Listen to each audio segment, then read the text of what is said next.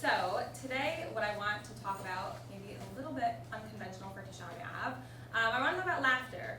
And we talk about the proper ways to mourn. I think we don't always talk as much about the ways to move on from mourning.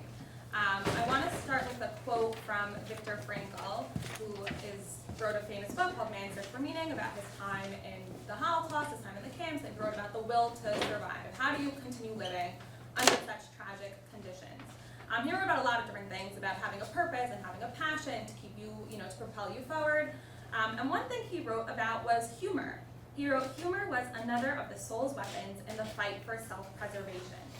It is well known that humor, more than anything else in the human makeup, can afford an aloofness and an ability to rise above any situation, even if only for a few seconds." And there has been a lot of research lately, psychological research about humor as a coping mechanism for marginalized populations or oppressed populations. There's been a lot of research on Holocaust survivors, specifically like what Viktor Frankl talks about, not just after the Holocaust, the generation since, but even in the camps themselves.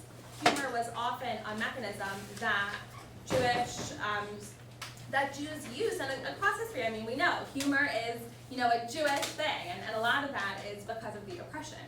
At the same time, even with all this increasing research and appreciation of the role of humor, we don't always think of humor and laughter as a very religious experience. It's not exactly what we would categorize as, religious or ritual, or it doesn't really feel like we should be laughing. And of course, we know you're not supposed to pray when you're, in a state of sechok. You're not supposed to do certain halachic things while you're laughing or, in a state of laughter or too much humor.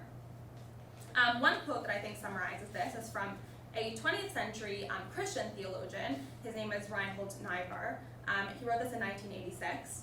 He wrote, "Laughter must be heard in the outer courts of religion, but there is no laughter in the Holy of Holies. There, laughter is swallowed up in prayer and humor is fulfilled by faith. If we persist in laughter when dealing with the final problem of human existence, when we turn life into a comedy, we also reduce it to meaninglessness."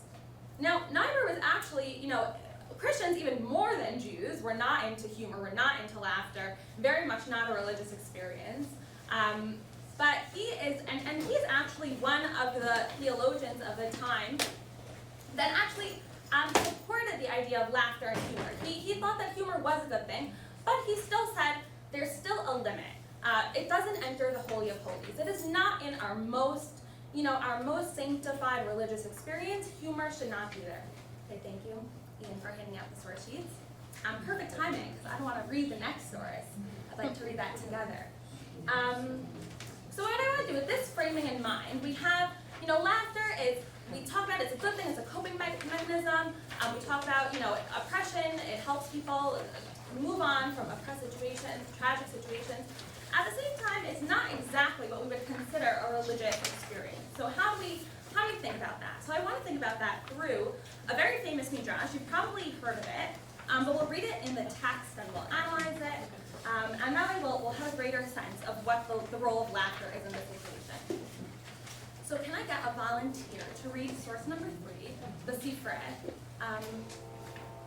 Any volunteers? Norma. You can read in Hebrew or English, whatever you prefer.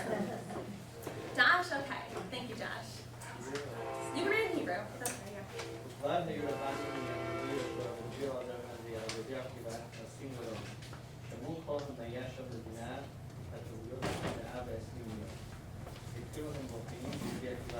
Okay, so I'll just pause you there. So what's happening? So these rabbis, Rabbi Gamliel, Rabbi Elazar ben Azariah, Rabbi Yoshua, Rabbi Akiva, they're walking through Rome. These are Tanaim. So this is around, the destruction of the temple happened in 70 CE. It's already been destroyed. The Jews are living under Roman domination, Roman oppression. These are the Tanaim, so it's probably, this is before Bar Kokhba, so maybe in the 120s, around there, 120 CE. They're walking through Rome, and they hear the multitudes of the empire of a pretty far distance. But they hear it, but it reminds them of their oppression. It reminds them of their situation, and they begin to cry. However, the other sages cry. Rabbi Akiva is laughing. Very unusual response. So keep going, Josh.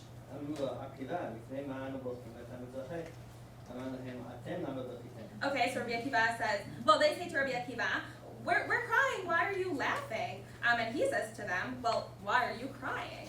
Keep going.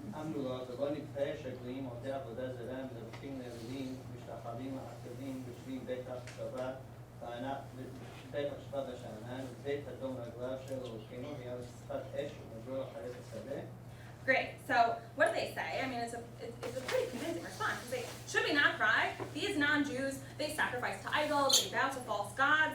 They're the ones living in safety and security with money and wealth. And us, we're our temple is destroyed and it's being ravaged by beasts.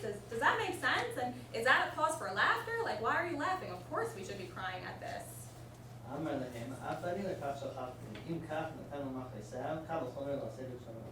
Okay, great. So what does Rabbi Akiva respond? He says, that's why I'm laughing. If this is what he gives to those who he doesn't like, imagine what God's going to give to those who he does like.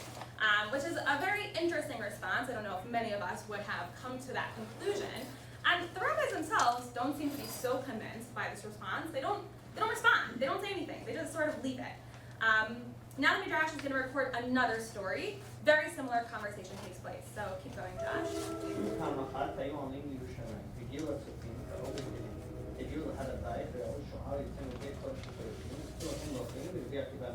Great. So now they're not in Rome. Now they're in Jerusalem.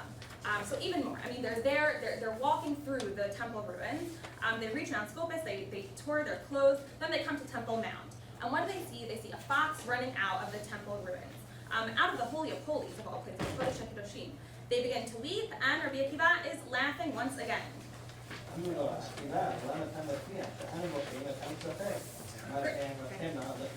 Okay, great. So similar conversation. They say, Akiva, and clearly they were not satisfied with the first response. So they say, you astonish us. We're crying and you're laughing. How could you be laughing at this situation?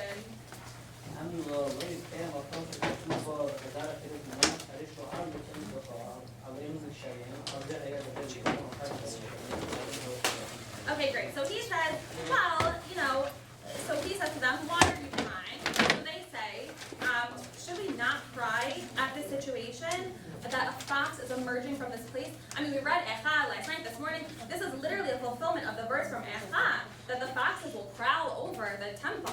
It's a physical manifestation of what was recorded in Echa, and it's happening in our lifetime. Isn't that a cause for crying, for sadness?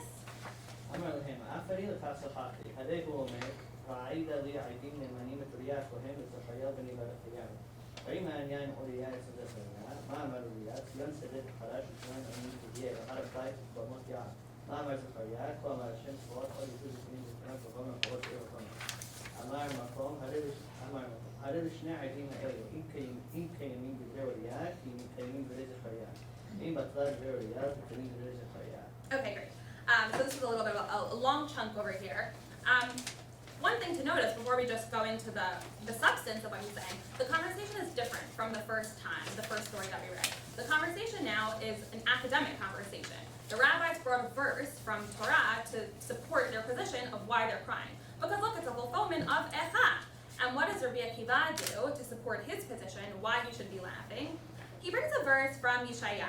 And he says this verse that talks about Uriah and Zechariah, and then he asks a classical Talmudic question: what are these two things doing next to each other? So what does he do with this formula? He says, well, Uriah had the prophecy of destruction, right? He says that Zion should be plowed as a field, and Jerusalem should become a heap of ruins, the Temple Mount a shrine in the woods.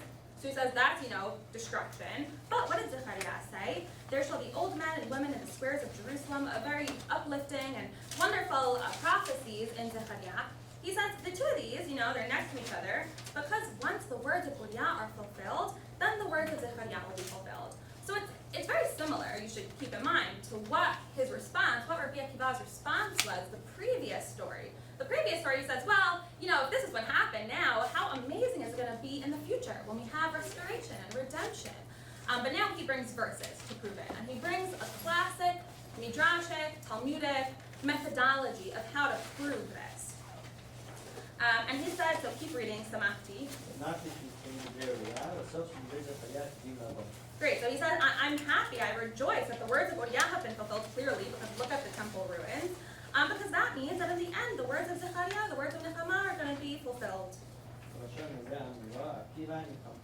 Okay, great. And this we didn't have in the first story. The rabbis say, Akiva, you have comforted us. They were not comforted the first time. So just, we'll do a quick debrief over here. Why do you think they're comforted this time and not the first time? Any thoughts? They're in Yerushalayim. Okay, good. So here they're in Yerushalayim. Last time they were in Rome. So there's something about being in the physical presence. They see it. They can imagine what redemption looks like. Yeah, I think that's a great point. This time he brought Pisukim to back. Yeah, exactly. This time he brings Pisukim to back up his position.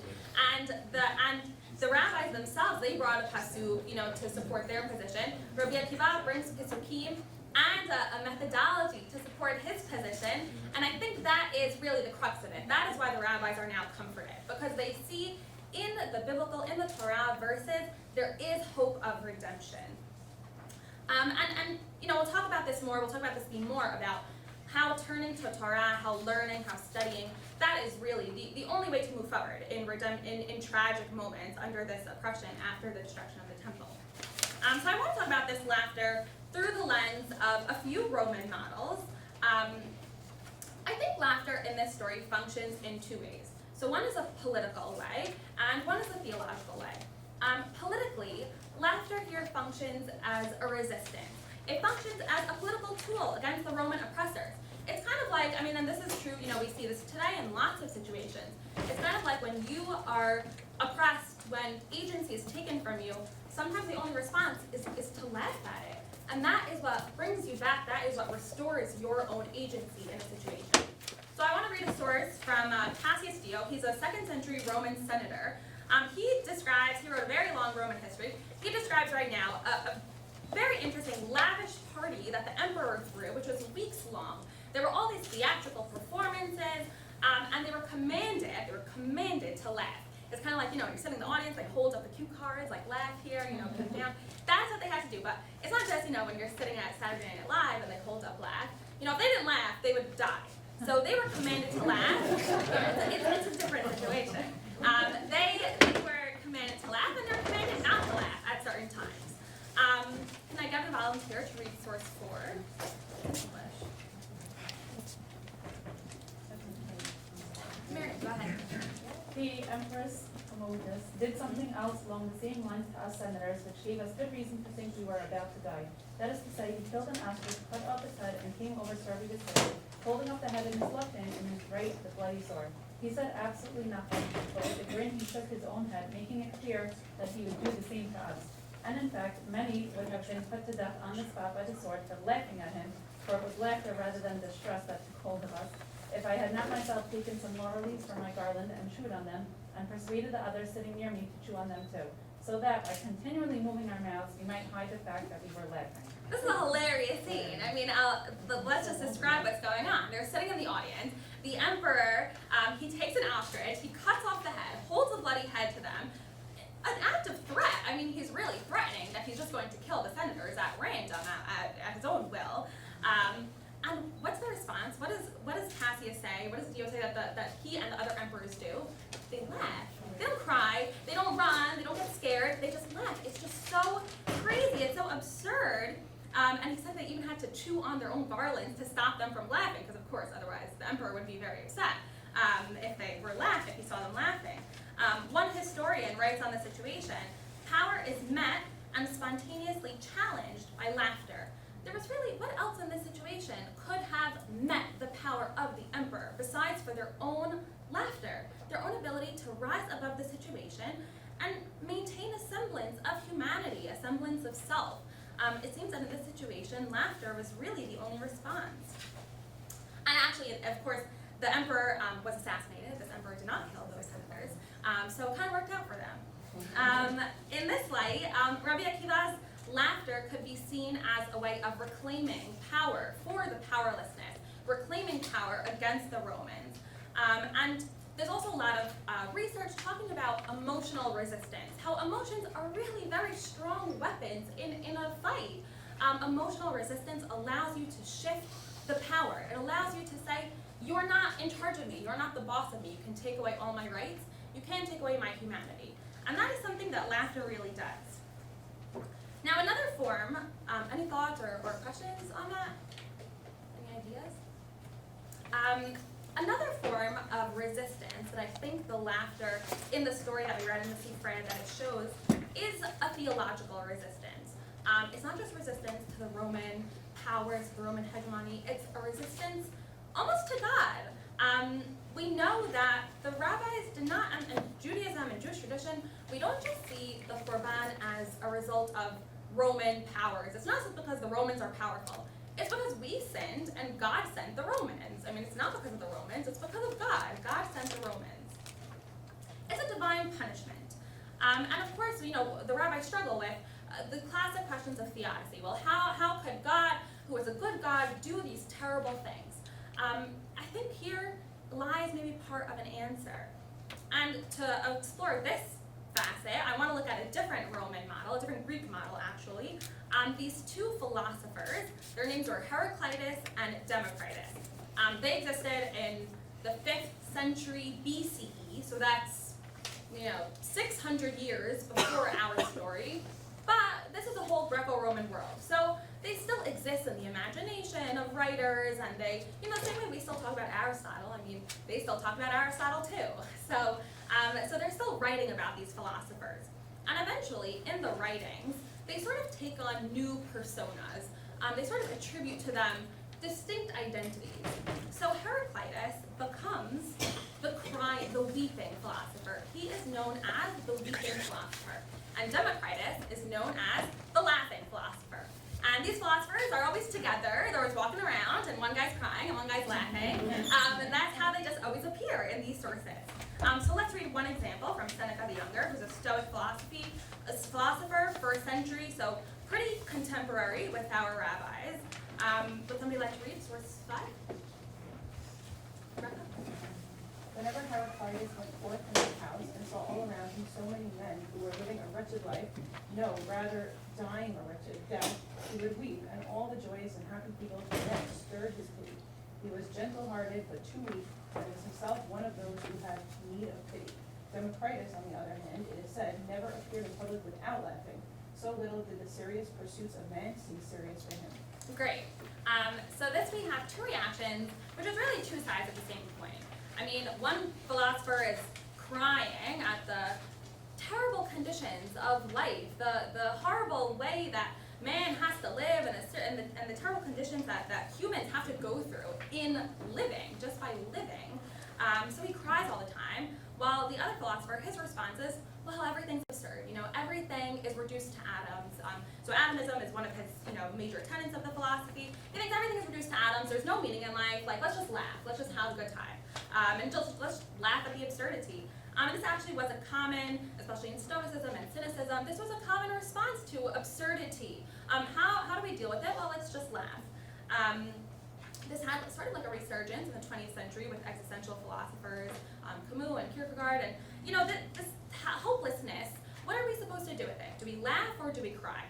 I think in our story, in the Sifra that we read, the rabbis, not Rabbi Akiva, the other rabbis, are sort of modeling after Heraclitus. They sort of look around, and if you go back to the actual text, they say, should we not cry that they worship idols, and look, they're living in peace and tranquility, and us, and we have to live like this? I mean, it's very similar to Heraclitus. He's walking around, he's seeing the world topsy-turvy, doesn't make any sense.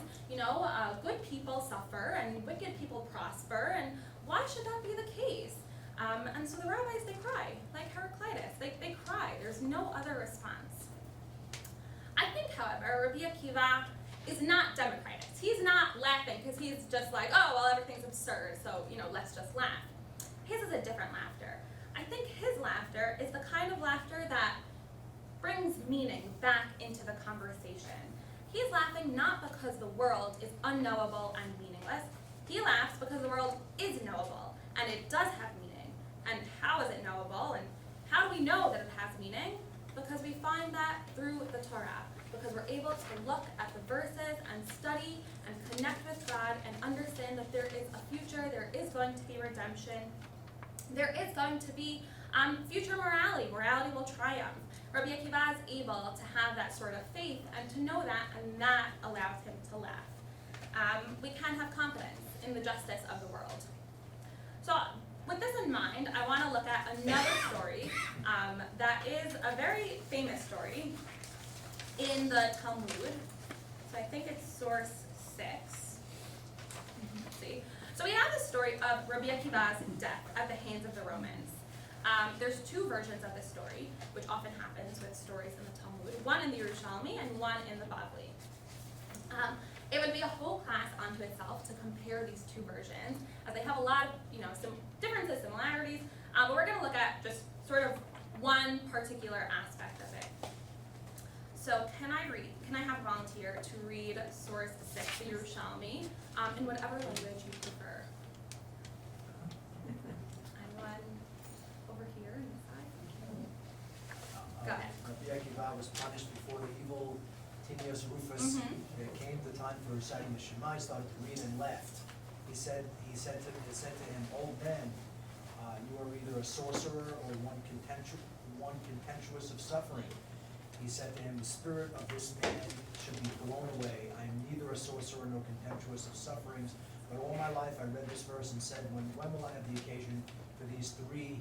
It says in Deuteronomy, you must love the eternal your God with all your heart, with all your soul, with all your force. I loved him with all my heart, loved him with all my money, but whether with all my soul I could not test. But now, when with all your soul came the Tish'a, right? The time of reciting the Shema has arrived, and my mind is not wavered. Therefore, I'm reciting and laughing. He had not finished speaking when his soul flew away." Great, thank you. Does this ring a bell, this source, to anybody? Has anybody heard this story before? Yeah, I see some nods. Are there any differences? Is there something you're like, wow, I don't remember that happening in the story? So in the story that I learned, Yeah. the students were telling him, Yeah. "Rabbi, how could you be happy at this time? What are you happy about? Exactly, You are exactly. dying." Yeah. And he said, I never had the opportunity to give my life to God. Right, exactly. And that version of the story we'll read in the next story. That is in the Bavli. So the Yerushalmi, keep in mind, is earlier than the Bavli and probably served as the source text for it. Usually when a narrative moves from the Yerushalmi to the Bavli, it becomes a little bit more elaborate. Maybe it incorporates different traditions, or it's trying to make a little bit of a different point. And good, we can talk about why it is. Why does the Bavli have the students? And we'll read it, and how come the Yerushalmi doesn't? So who's there in the Yerushalmi? Who's the only person who is Rabbi Akiva's audience? This evil Tinius Rufus, the Roman, who's torturing him. He's the only person there. And what does Rabbi Akiva do? He starts to say Shema, which, we all know that story. But he starts to read it, and he laughs. When I first read this Yerushalmi, I was like, wait, this is not supposed to be here. I don't remember him laughing. But yes, in the Yerushalmi version, he laughs while he reads Shema.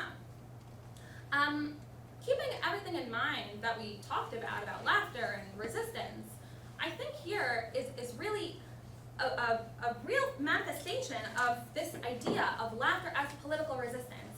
I mean, here it's just 2 people. It's Rabbi Akiva and it's the Roman oppressor. And in the moment where the Roman oppressor is really taking away all of his dignity, he's maybe on the verge of death. I mean, it's not clear from the Yerushalmi that he's dying, but maybe Rabbi Akiva regains a sense of humanity. He gives himself an ability to rise above the situation through laughter. And you can see, because you see the power imbalance shift in that statement when the Roman, he's very upset. He says, "What are you doing? Are you a sorcerer? Or are you ill? Are you depressed? What is going on?" He's upset. He feels like I should have the power. I'm the one over this Jew. I can, I'm winning.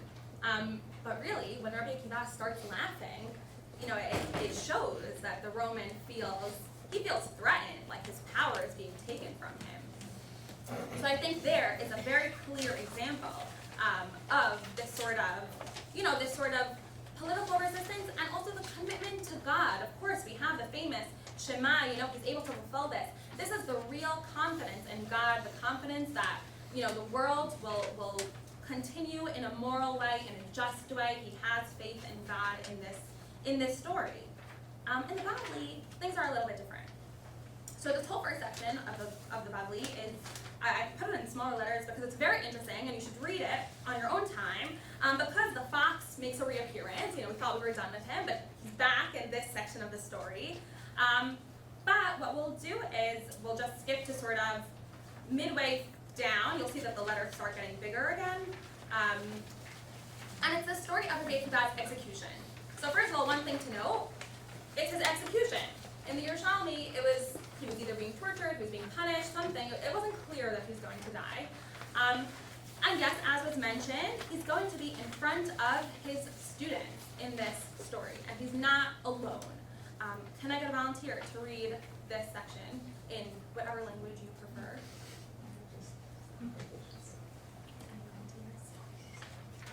Go ahead.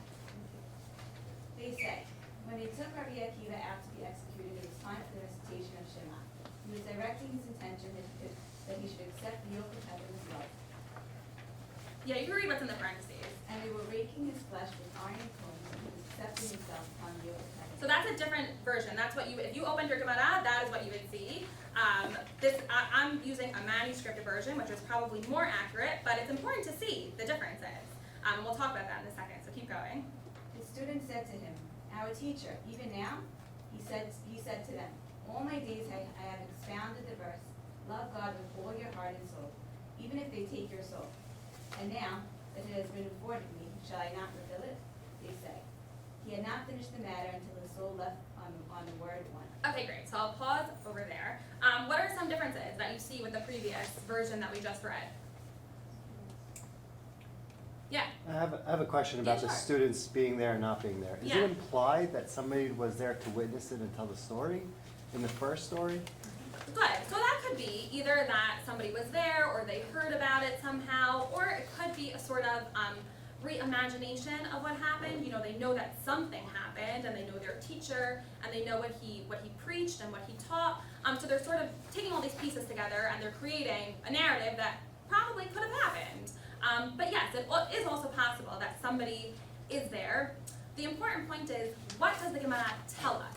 The Gemara does not tell us that somebody is there. So even if someone is there, what's important for us is what the narrative, what the story says. So it makes a point in the Bavli to say there were all students around, but it clearly leaves it out in the Yerushalmi, so there must be a reason. Probably doesn't mention the laughing. Great. And what does it say instead? It's the Shema. It's Shema, and he's accepting all Malchut Shamayim be'ahava. It's in bold. It's with love, which is also beautiful. It's beautiful, but it's different than the laughing. So that is something to keep in mind. Anything else? Any other differences that people know? Well, that one's heart and soul. Didn't that one have three? Heart, soul, and force, the first one. Yeah, so I think that this is just sort of a shortened version of his teaching. Yeah, because he teaches this elsewhere. This is a teaching of Rabbi Akiva, and yes, and it's being applied here. Yeah, so I think, yeah, good. The main thing, I think, is this idea of he's no longer laughing. He's accepting Ol Malchut Shamayim be'ahava, which is, great. Also, I bolded the word, we have Doresh. He talks, I have expounded this verse, which is a characteristic, of the Bavli. It's more about the way verses are interpreted, and that's very important. But yes, the main idea here is he's accepting it with love. Let's continue reading. Do you want to continue? The ministering angel said before the Holy One, blessed be he, Master of the universe. This is Torah, and this is its reward. From death by your hand, O Lord, from the death of the world. He said to them, whose portion is in this life? A divine voice emerged and said, happy are you, Rabbi Akiva, as you are destined for the life in the world to come. Great. So this postscript is very much not in the Yerushalmi. And what happens? Rabbi Akiva dies, and what do the angels say to God? God, how could you do this? How could you let this happen? This is your Torah, and this is the reward that you're giving it. It's a little uncomfortable for us to read, that are the angels really asking this to God, or is it the rabbis who are writing the story, or are they voicing their own fears and anxieties and concerns?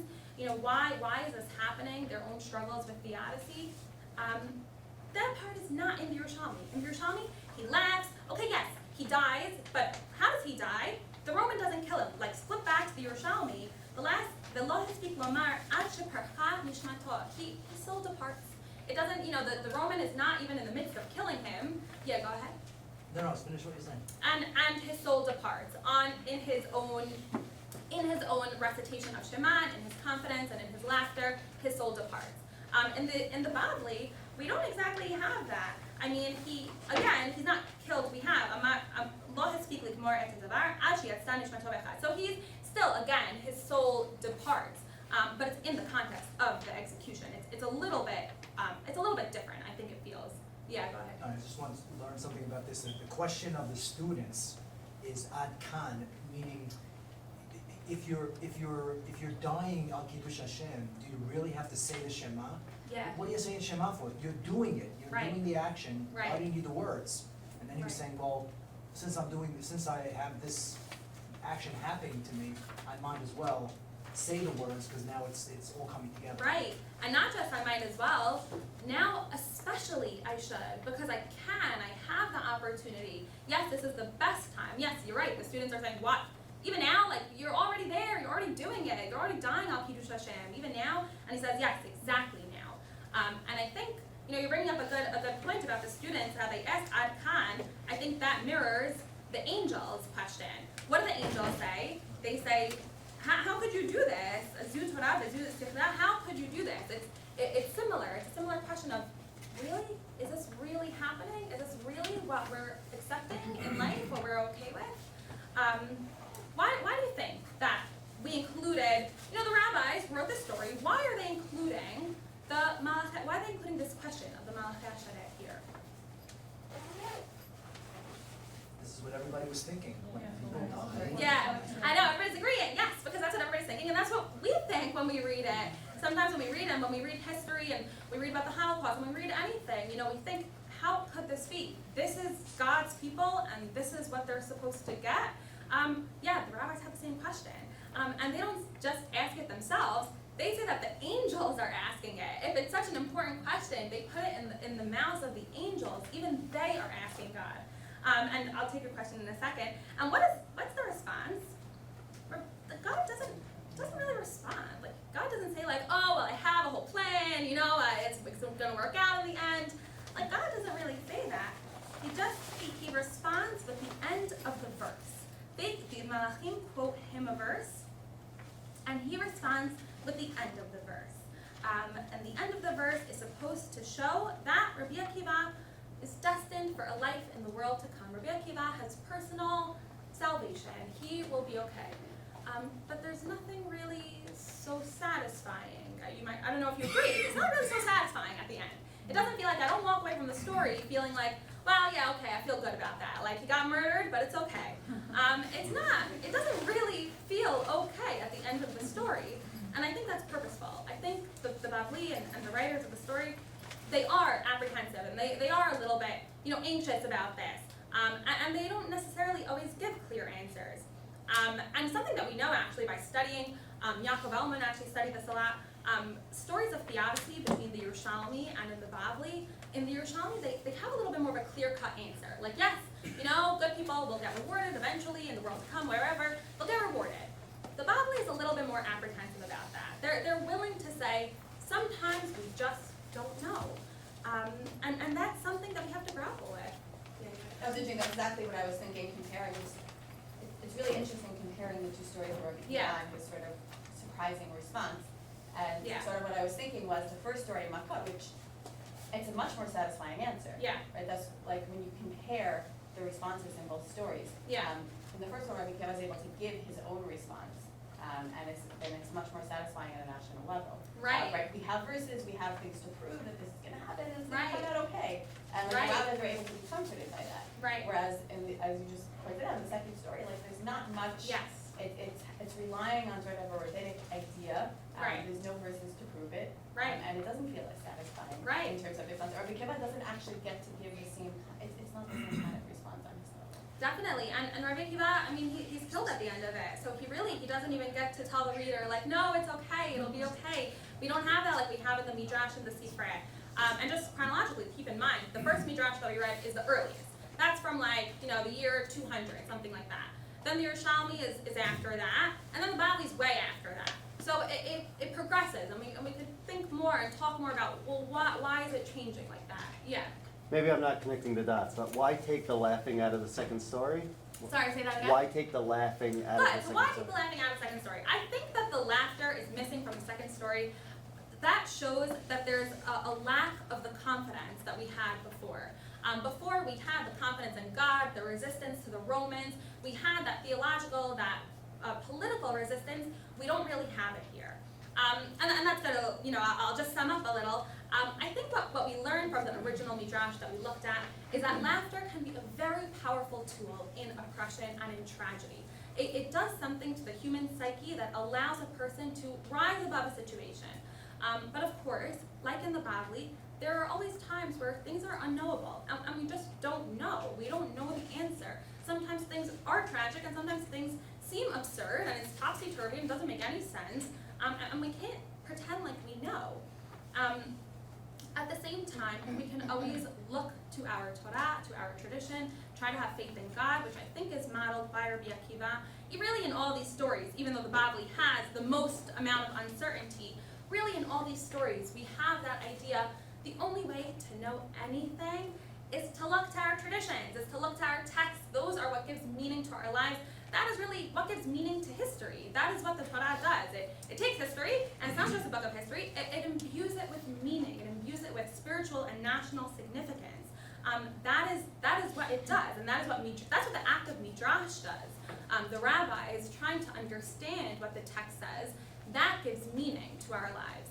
And I think that is very much what Rabbi Akiva is saying. And just to return to the beginning, we talked about, that quote from Niebuhr. I don't know if everybody was here, but we talked at source 2. He says, there's no laughter in the Holy of Holies. This is like a very Christian idea. We're like, no, this is exactly where Rabbi Akiva laughs. He's walking through the ruined Holy of Holies, and he laughs. And I think that that's a lesson for us, a symbol for us.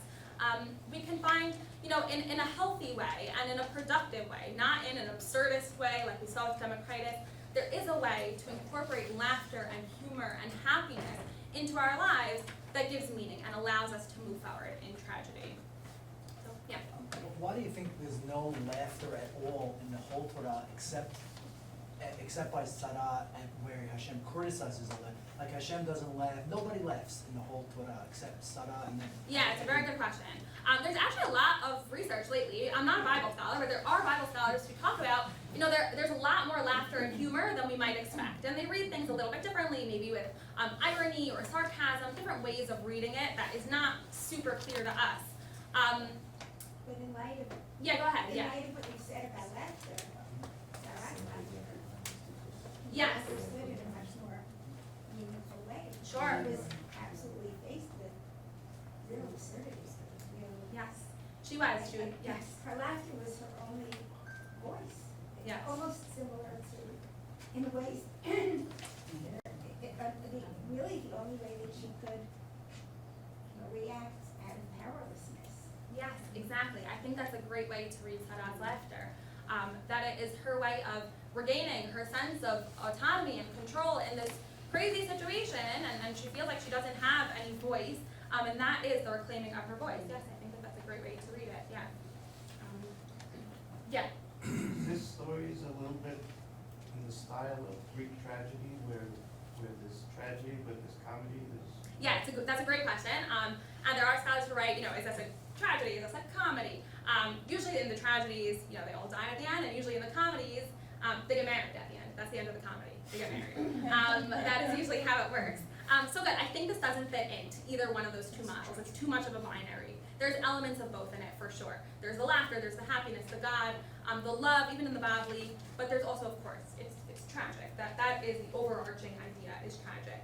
And I think the rabbis and Rabbi Akiva especially, ultimately, it's not tragic, and that's the point. Ultimately, the world is not tragic. The world has meaning, and the world is moral, and it is moving in an upward moral way.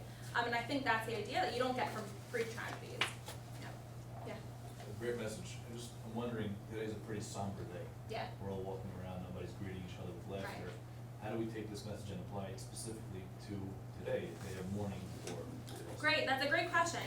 Good, I'm not recommending that everybody walk out of here and start making jokes. I think that, yes, this is more of, we have our day, we're supposed to mourn, we're supposed to think about it. And tomorrow, this is a message for tonight and for tomorrow and for the rest of our lives, really. And for personal tragedies and personal difficulties and times where you feel personally oppressed, this is also, I think, very relevant. So yes, I don't necessarily think that right now, we should find the humor, even though I was talking with my sister Rebecca about how it becomes much harder as you get older to just be depressed one day a year. It's hard to do it. But yes, I think that, we should allow ourselves that day to mourn and to process the destruction and many of the destructions in our history. But then, the next day when you wake up, try to find the meaning, try to find the happiness in it. Or this afternoon, we shift very quickly. Right, that's true, yes, even this this afternoon, yes, exactly. The first story of our Rabbi that you brought is a perfect story of thinking about today and what today could become. Yeah, yes, exactly. Yeah. Would you say that the Bible introduces the concept of olam haba because of a sense of insecurity and uncertainty like that? We suddenly have this concept of olam haba inserted where we don't really see it before. Yes. In what you're describing as very uncertain, insecure. Yes, I do think so. I think that it's sort of a way to solve the problem, but also not really solve the problem. So I think that, yes, that's exactly a good way to characterize it. Yeah. I was thinking the same thing, that, so for, in the first story, Rabbi Akiva is almost a New Yerushalmi story, but in a way, he is laughing at the absurdity. He's finding his way through, whereas in the second story, the angels are demanding an answer. Mm-hmm. They can't laugh it off, they need an Right. answer. And so for us, we don't get the divine voice telling us the answer. For us, on a day like today, what is our choice? If we're not gonna get that direct answer, saying, here, you're going to Olam Haba, Right. you can laugh. That's, Right. laughing at Right. the absurdity of our own situation. Right. And also, and then not to stop there. You don't stop at the absurdity. You allow that laughter to sort of propel you forward, to find meaning and to keep making meaning. And I think all the questions are really bringing something true, which is that there's a tension. There's a tension in our lives every day, today, every day moving forward. We want to laugh, we want to be happy, we want to move on. We're also really struggling with not knowing, and it's confusing, and why are bad things happening? And yes, that's the challenge always, is, how do you live with that balance? How do you live with that tension in your lives? I think that's what these sources are talking about. Yeah. I think it's interesting to see the parallel between this story and the story of Lo B'Shamayim, in that we're finding something that we as humans don't accept as rational. All they call the skies, they do this, that, and then it's almost as if the Gemara literally is typecasting angels as being this all-knowing, but seemingly not knowing everything, and we find in them, and I don't know if it's something that there's more parallels of this. The rabbi is deflecting and saying, we don't understand it. Let the angels challenge God. Yeah, exactly. And we're almost figuring them into this movie of anytime there's a problem that we can't really figure it out, let them be the ones let's to let the challenge. angels Exactly. handle it. They know I think better. You're right. I think you're right. I think that this does reappear in other sources, a similar motif of we don't really want to ask God, why is this all Right. happening? Let's let the angels ask God. It defies logic, so they know better. But Yeah, Not exactly. everything. They're closer. They're up there in heaven already. Right. So let them ask. I think that definitely, yes, that is a motif that reappears. Yeah. Yeah, I think, you said we have to find meaning, and weirdly, I think comedy and happiness is the key to finding meaning. It brings back how a lot of times class I'm going to have a phrase of connect before you correct with your child. And then how do you connect with your child? It's this lofty idea, sure, I want to connect, but no, it's a hard moment. Laugh with them and play with them is the answer for that. So while you're laughing and playing, you're connecting, and then once you connect, you could sort of see in a more objective view, you could take yourself out of the picture. And I think you could apply that with personal tragedy, depression, all that. Once you take a step back and look at it a little bit from a farther lens, and laugh at it a little bit, see it in a more playful light. I mean, it's very hard to do, but I think if you can try through that happiness method route to go, then you will find meaning, funny enough, because it doesn't sound so intuitive. No, I think that's a great point. I think that's 100% correct. Yes, laughing allows you to sort of step back from the situation. They say to do it in conflict with, sisters, spouses, whatever. When you're in conflict, you just sort of, say something funny and let, sort of distill the tension a little, and it helps. It really, brings you back to sort of a more objective place. It definitely helps. It gives you perspective on the situation, and I think that that's very relevant, personally, religiously with God. Yeah. I remember that Mickey Carey would always make jokes at the cemetery when we went to bury my grandmother, and while we're in the hearse with the body, he's making jokes, he's cheering us up, and I remember being helpful and comforting, having him there, and even though we're trying to be depressed here, and he keeps making us laugh, but it helped us get through the Yeah, situation. right, it can definitely help the situation, yeah, it can be very comforting. Any other questions or comments? All right, thank you.